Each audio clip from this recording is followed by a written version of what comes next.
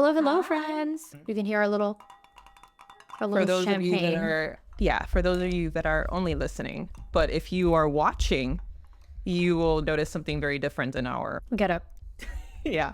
So why is this happening, right? Why do we look, at least me, dead? So I'm like very much in the Gothic attire. Jules did good. I followed the assignment, right? So I wanted to do for Halloween, I wanted to go full on costumes. Let's pick costumes. Let's do the thing.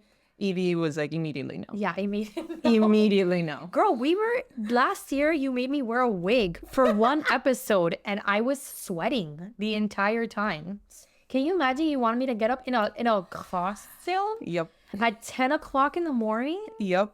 So instead, we reached like good couples, like healthy couples. Yes, we reached an agreement. An agreement. It was truly not a an compromise. agreement. It was just me. I said hardcore no. Maybe we could do goth. And then I'm like, okay. So Jules understood the assignment. I, however, No, you did. I partially did. No, you look like a grungy. Yeah, this is very dark for me. And you're darker than me. You can't put I'm on very white tan. face. Like, Yeah. you can't do that. You're olive skin. Like, you can't. Like, if you look at my face compared to my body, you can kind of tell a difference. No, you're great. Look at me. No, yeah, Jules is goth. It's bad, guys. You're like, I'm like soft core. You're like You're like hardcore. grunge. The rocker chick that Like goes the- to like, that you go to all the rock concerts and whatever. You're like Hot Topic. Exactly. I am the true millennial Hot Topic right now. Yeah, that's me.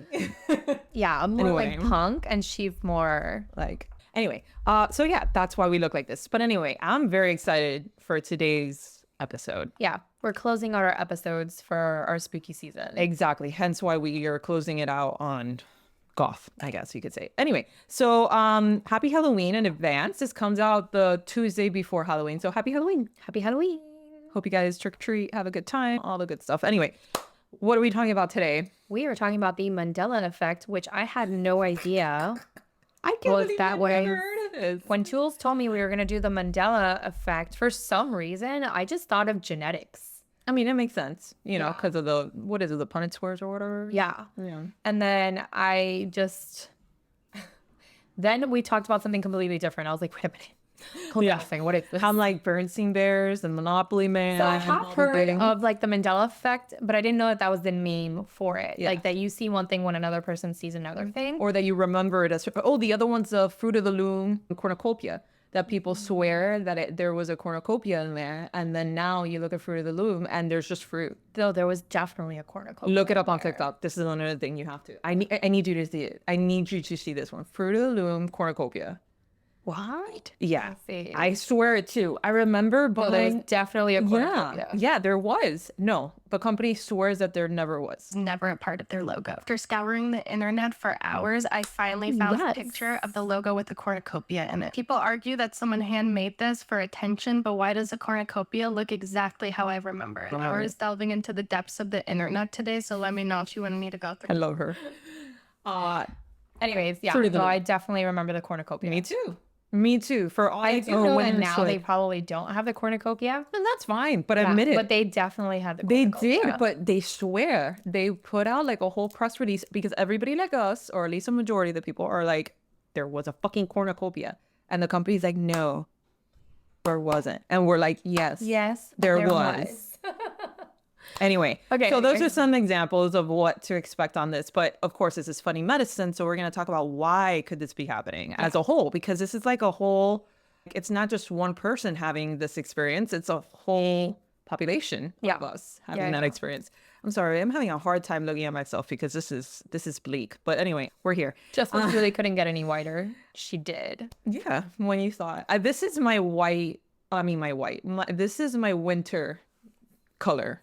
And I just brought it out from the depths because in the summer, like I get a little tanner. Like, just like Yeah, it's the moon and the sun. you can definitely tell. Anyways, okay. Okay. All right. Anyway, yeah, we gotta focus here. So, All right, so- go ahead, Evie. What's the Mandela effect? Yep. So in the most simplest terms, the Mandela effect is not about genetics. I'm just kidding. So The Mandela effect refers to a collective false memory when a large group of people remember something that didn't actually happen or remembers it differently from what it actually was, like reality. So it's named after a widespread false belief that Nelson Mandela, the South African what the hell is that word? Anti-apartheid. So it's named after a widespread false belief that Nelson Mandela, the South African Apartheid. Okay, Nelson, I'm just going to say, widespread false belief that Nelson Mandela, died in a prison during the 1980s. I could have sworn that. Honestly, I was there with that team. I really thought that is what happened. And then, like, in my teen years or whatever is when I'm like, he didn't? He's alive? I don't remember that, but... Yeah, I mean, whatever. I mean, anyways. Neither here nor there. But yeah, some of us remember that, some of us don't. Okay, so many people around the world vividly recall media coverage of his death and even remember watching his funeral on television. But in reality, Mandela was released from prison in 1990 and lived until 2013. That is what? I don't understand. Me neither. Why? Me neither. So this phenomenon is more than just like a mix-up. It's a shared false memory that's been observed in numerous instances. So the Mandela effect has since been linked to various other false recollections that people share. So making it a significant subject of curiosity and like psychology in general. So Jules is going to talk about the origins because she usually takes care of like history and things. But that is so weird. Like, how is it that a group, like a massive group of people, that's what we're gonna thing and that's what we're gonna be. All right, let's dive in. Let's dive into it. So, all right, the origins and the history of the Mandela effect, right? While the Mandela effect got its name in the early 2000s, the study of false memories and collective misremembering goes back much further. But researchers have long been aware that human memory is not as reliable as we think. Hence why, like, when you're interviewing like witnesses and whatnot, you got to work with that. Over the decades, psychologists have studied how memories are stored, recalled, and even distorted. The quote-unquote Mandela effect gained prominence when Fiona Broome, a paranormal researcher, coined the term after realizing that she was not alone in misremembering Mandela's death. She created a website in 2009 to document her discovery, which quickly drew attention from people around the world who also had similar experiences with false memories. However, collective memory errors, end quote, have been discussed in cognitive science for decades, especially in terms of how individuals can misremember events due to social influence, misinformation, or cognitive biases. The internet era accelerated the spread of false memories as people could easily share and confirm them with others online, which likely contributed to the rise of the Mandela effect as a widespread cultural phenomenon. So it's just like the internet, social media, all that, like just added fuel to that fire, No. Wow. That's weird for the internet to do that. No. Come on. That never happened. It's only full of facts. Yeah, exactly. Anyways, so let's talk a little bit more of like the explanation behind the Mandela effect. Okay. So understanding why the Mandela effect happens requires looking at complex relationships between our brains and our memories. So a human memory is constructive, meaning that it doesn't really function like a camera capturing an exact image of what happened. Instead, the memories are reconstructions, so pieced together from various sources of information that we absorb over time, which is kind of crazy to think about. Yeah. Right? Yeah. So here are some key things that are going to explain the Mandela effect. Right. So confabulations, right? I love that word, confabulation. I'm glad that you're reading it because I would have like just tripped all over that. Yeah. So confabulations occur when the brain fills in gaps in our memory with fabricated or altered information without even realizing it. So we think we remember something clearly, but then we're actually filling in missing details. And then this happens pretty much very frequently in everyday life, and it usually goes unnoticed. And then unless like a false memory is like widely shared as the Mandela effect. I feel like my dad does this.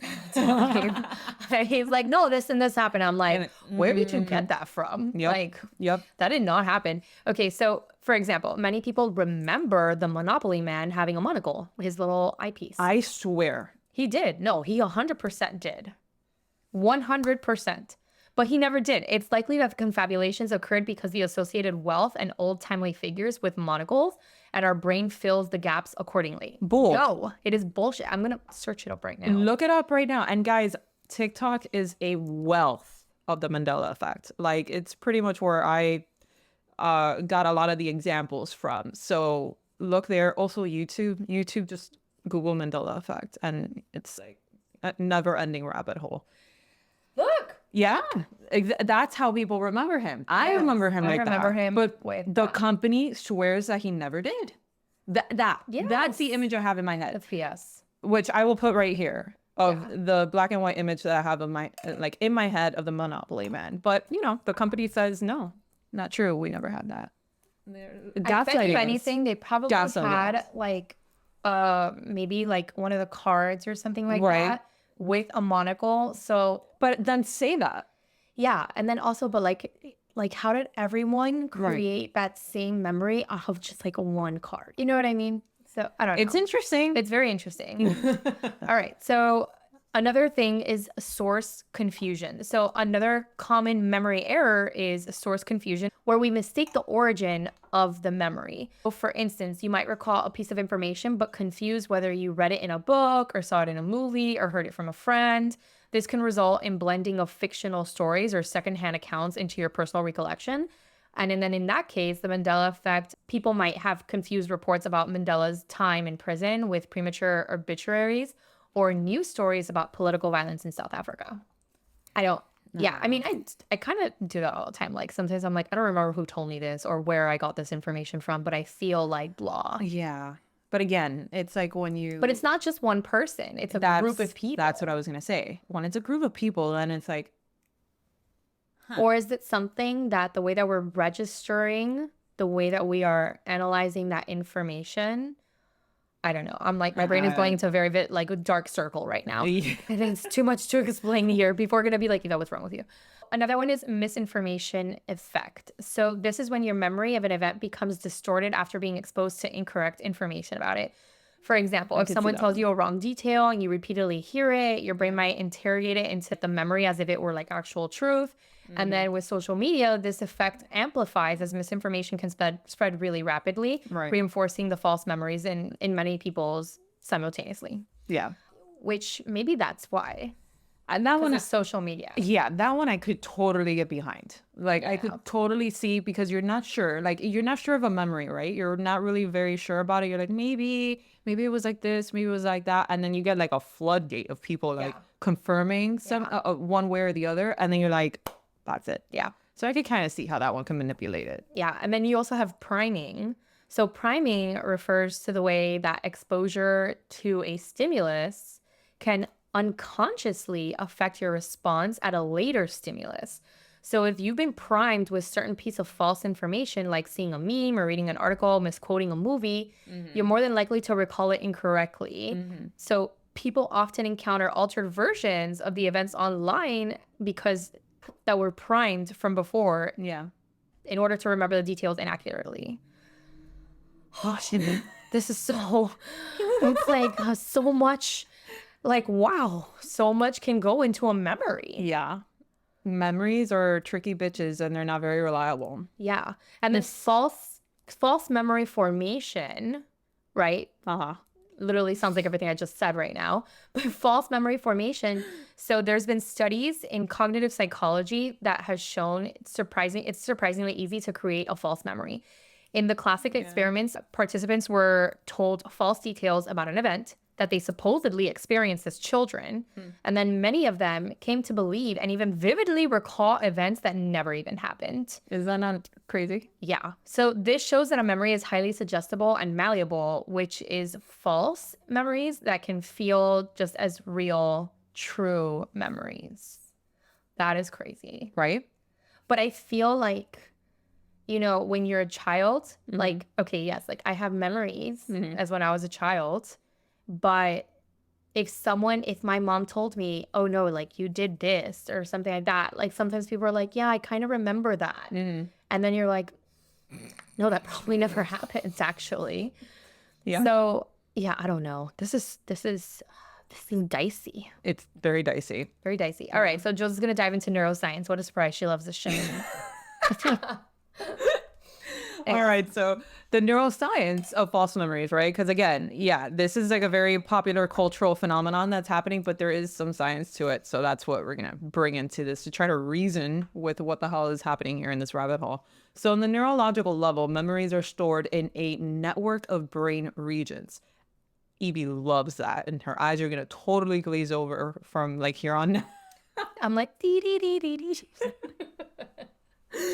So rather than a single memory center, the hippocampus, so it's not a single memory center, right? It's just like regions all over.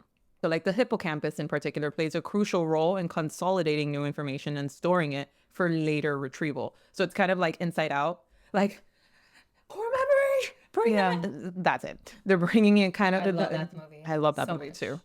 However, this process isn't perfect. When memories are stored or recalled, they can be altered or influenced by emotions, the passage of time, or even just other memories in total. It's kind of like a VHS. For those of you that remember VHSs or DVD-ROMs that you could like kind of like record over it, you know, but the little things come in, kind of that.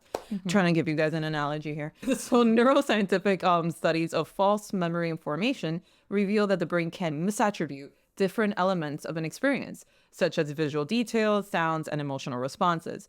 This explains why false memories can feel so real.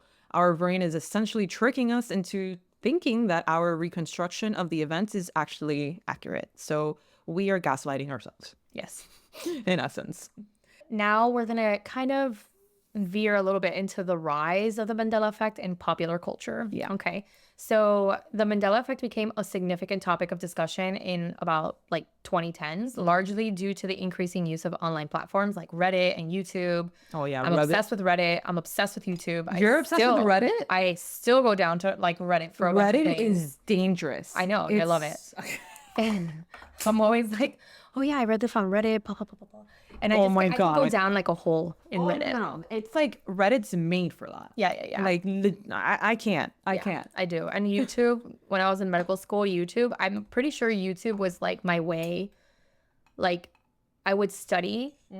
People might think this is crazy, but people that study like things like medicine or just things that like require you to just sit and study, you know, I would study days that were like 14, 15-hour days. Yeah. Like sit down Right. and Right. study for that time. Yeah. And the only times that I would get up was to go pee, Right. to go get lunch, Yeah. or to go get coffee at Wawa. That is it. Shout out to Wawa. Yeah, shout out to Wawa. You got me through everything in med school. So, and it was the only place I was open at 4 o'clock in the morning. So, and you know, the only like escape that I had was YouTube. Damn. Yeah, because it was And it wasn't TikTok just wasn't mine. around then. Yeah, no, it wasn't just mine. It was my friends. Yeah. Like everyone, I would like always like peek over what they were doing, and then they would just like look at me and just be like, one more video. So it was like our only escape. Yeah. And then it was like, I feel like our only way of like socializing. Yeah. On top of being like at our group chat, like our medical school group chat, that was always just like drama anyways. But it's so crazy because, you know, it's kind of like what we're talking about now. So like the use of like platforms and Reddit and YouTube and things like that, where people could share their own examples of false memories. The phenomenon appealed to both conspiracy theorists, some of whom proposed alternate universe theories to explain the effect, and to people simply fascinated by the quirks of like a memory. That's a big rabbit hole. You want your mind to be exploded No, right now I'm in Akatar, and my mind is being exploded as we speak. With in a Avatar. different way. No, but this book is so. All right, I'm not even. That's like a whole entire. That is a whole entire other topic. Evie discovered smut, guys. She discovered smut. It's not even about smut. It's not very even about smut. It's like no, it is very smut, but it is just so good. And everyone that tells me that they don't like sci-fi, I'm like, yeah, okay, until you read this book, and then you're always gonna like everything else is gonna be boring to you.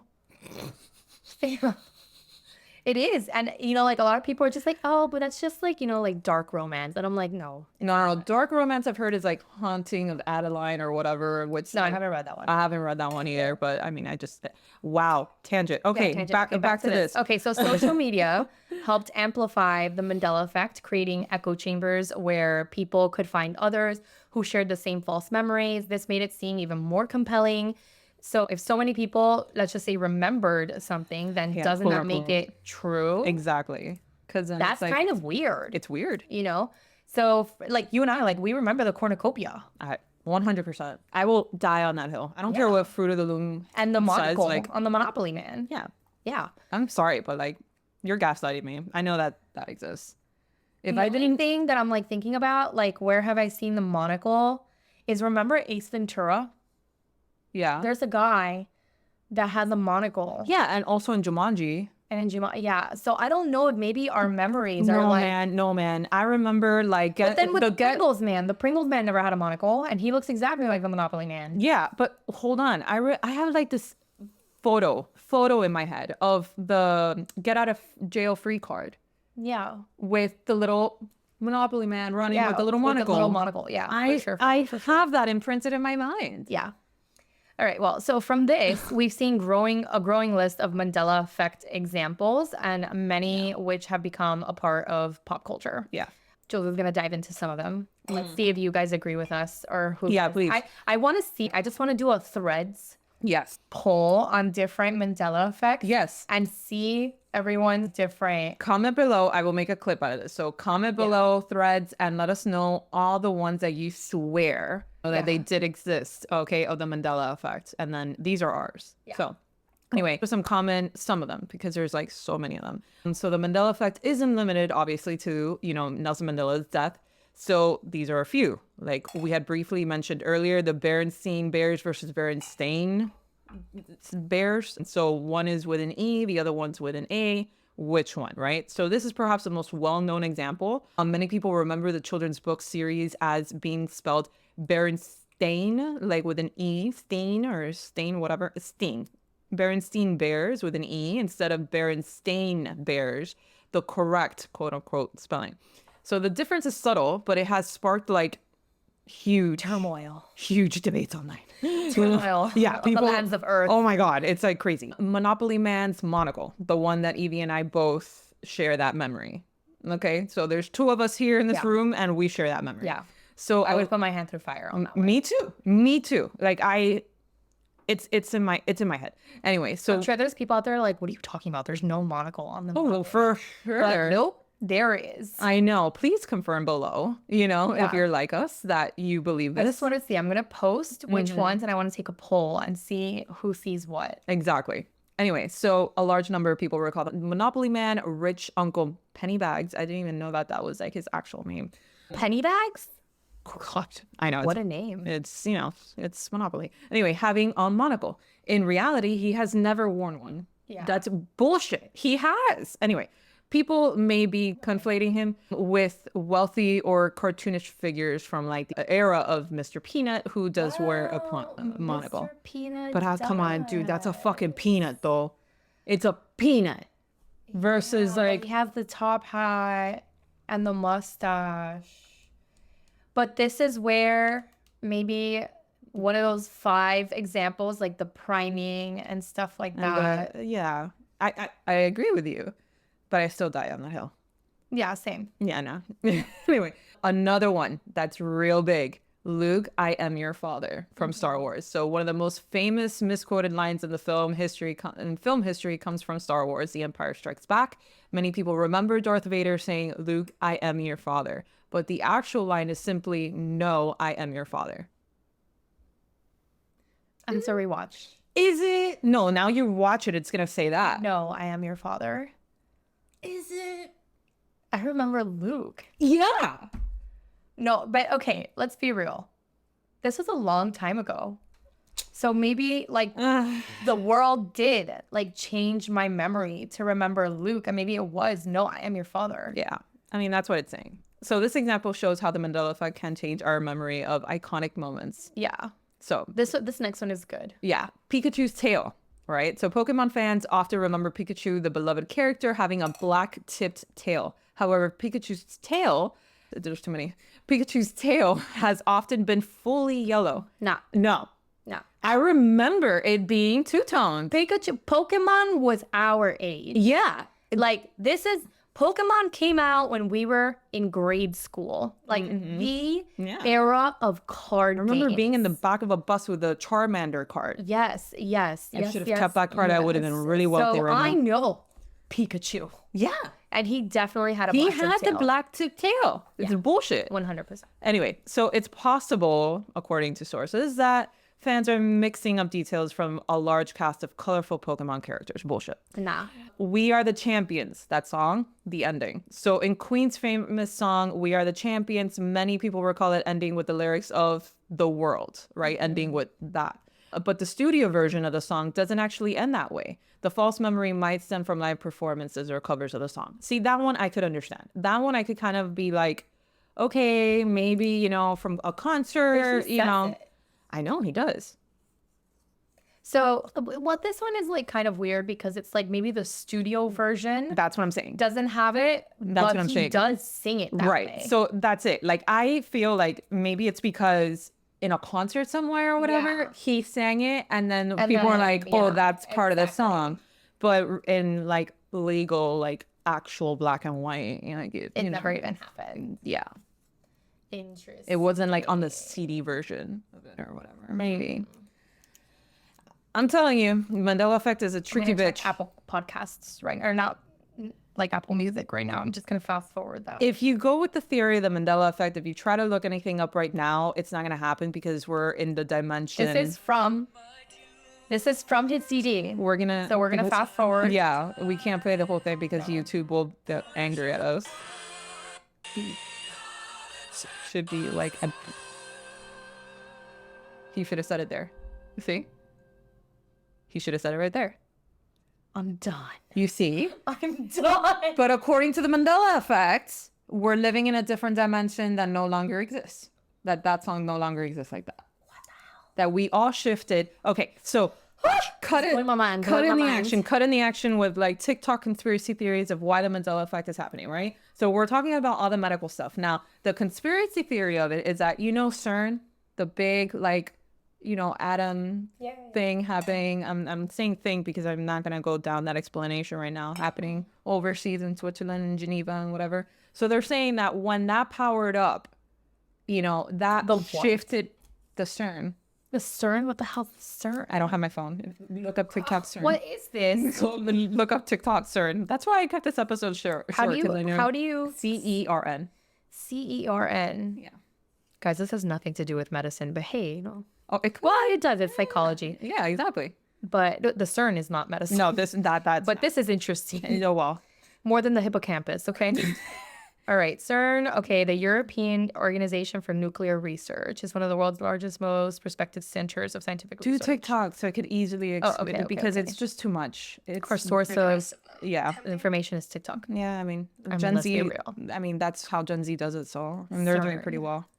All right, what is this? They fired particles smaller than atoms in opposite directions, pushing them faster and faster and faster until, when they're all at the speed of light, they smash together, sending subatomic debris flying off into this massive detector. Julie and I are like nerds, and we're like, What particles? I want to be there. I want to go to there. anyways. Okay. So when that powered up, they power it up every so often to do these things, right? Okay. So then they're saying that every time that gets powered up to do the smashing and whatever, we shift to a different dimension. And then, yeah, that's where the biggest conspiracy theory on this comes from, whether you believe it or not. I'm just reporting. Yeah, we're just like, I'm just reporting giving what information. is the big one. I don't know. What do you think about that? I don't know. It's very interesting. We are going into physics a lot these days about the possibility of different dimensions and all that stuff. And it's seemingly more and more real these days. Human consciousness. I'm more of like being a able solid to- person. Like I need to I know. like, okay, I'm like more science based. So I definitely go based off of like research. And I think it's cool to listen to like other people's like theories. But there's always been like, I remember I had a specific time when I was studying, not even medicine. I was in my first year of biology. And I remember studying just like literally basic biology. Yeah. And I like remember telling myself, it is crazy how things happen so perfectly. Yeah. Like Yeah. and maybe that's my brain thinking. Yeah. Because in the biology world, like we take things down to a cellular level, and then in chemistry we bring it down to An an atomic. atom level, an electron, and a So Yep. it's just so anytime that we do that, and in physics, I mean, Not talk in about physics. physics. You're literally learning about something that you can't see, You can't, but it is there. but it's there, and it's like the reasoning behind everything, and the reason why we have everything in this world at this moment. But it is so crazy, first of all, how everything happens so perfectly, like perfect timing. And then also how humans have the brain yeah. to figure this crap out And we're still not even and like, build on it and become and like get theories and things like I don't know. And we're I'm very really- proud of us. I'm very proud of us, guys. and we're really just like scratching the surface. There's like barely, I mean, there's so much that we don't know. Yeah, seriously. Okay. So much we don't know. Sorry, mind blown. Yeah. I mean, This is what happens when nerds get like their minds blown. I mean, that's the Mandela effect though. Like the Mandela effect is like the tippy top of all these rabbit holes you could crawl down to. Yeah. It really can, because you could go down just conspiracy theory that has like no basis to it, or you could go down like a physics route, or you could go down a psychological route. Like there's so many ways. Yeah. And I wonder if it's like everyone's brain, like how they're structured, which Like a hive brain. Yeah. Like a hive brain, brain. about like Can you imagine certain there's like aspects. different people in this world to just And well, with their brains? well, there's more and more research coming out about like human consciousness and like what does that mean, and is there any tie to other people with human consciousness and all that? Like there's a lot. Oh my God, Julie and I are going into like a really big rabbit hole. I can just see it in our faces when we talk to each other that we can We're just like- turn off the camera and keep talking about this for like ever. Yeah. All right, anyways, okay, so back to the Mandela effect. So why is it so compelling? Right. Well, Well, everything that we just said, basically. Literally. It really taps into like a deep psychological yeah. thing that just is unsettling, like yeah. uncomfortable Yeah. or whatever. Just like the fact that it's like a fake memory, but we think of it as memories as accurate as records of our personal history. And then, but with the Mandela effect, it reminds us that memories are not perfect and maybe subjective, which that could totally happen. Yeah. Because I interpret something completely different than what Julie interprets something. And I'm sure if we talk about a memory, maybe we yeah. might be like, But wait, how about this? Or yeah, that? I don't remember it I don't like remember that. that. Yeah. Yeah. So it's a strange feeling to realize that something that you're positively sure about for years, it's just like not even true. So then the effect also plays into our cultural narratives where alternate realities or parallel universes are a common plot in, like science fiction. Yeah. Yeah. And it's being talked about a lot these days in science. Yeah. And then some people even suggest that the Mandela effect is evidence of such alternate realities or shifts in the timelines, which adds a layer of mystery to everything that's intriguing in this whole entire phenomenon. Yep. If your mind has not been blown by this time, we have failed you. I mean, I really hope that you tuned in knowing at least a little bit of what this was to begin with, or you've come across something on YouTube or on TikTok of talking about it, because I mean, it's very popular. Like this has been, anyway.